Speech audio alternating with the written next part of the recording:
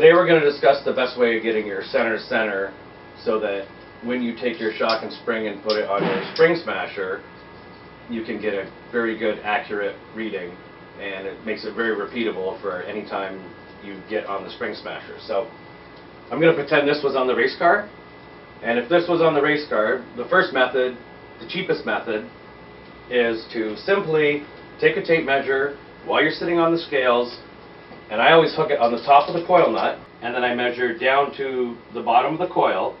We're going to be at 8 3/4. So if I took this shock off of the race car, came over, put it on my spring smasher, the spring smasher automatically measures as it moves what the center to center is. I'm simply going to hang my tape measure on the top here, and I'm going to run the spring smasher up until I get my 8 3/4 measurement that I had on the race car. When I look at the spring smasher, it automatically tells me now that my center to center is 17.62 inches. If this was my right front, I know that no matter what, my center to center is going to be 17.62 inches because I scaled my race car, I got all my ride heights correct, and this is where that shock has to sit, center to center on the race car.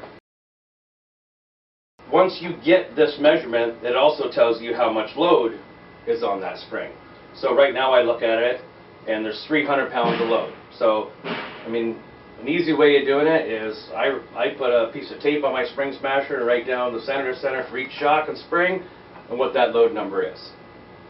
So that's the one way of doing it. Now if you notice, this is not a barrel spring, this is just a straight, I call it old-fashioned coil spring. That is the easiest way to measure.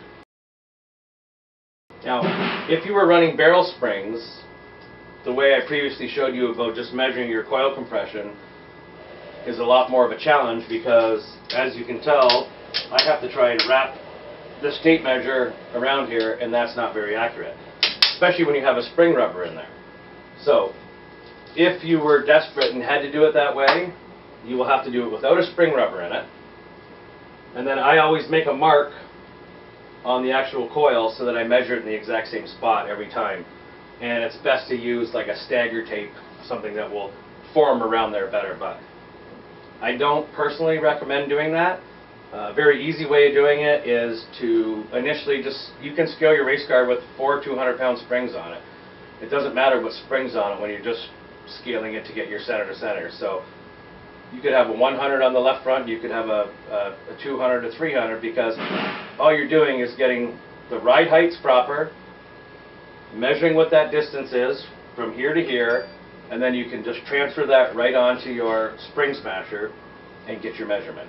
So it's really easy if you just have a whole bunch of straight coils, and that's your option.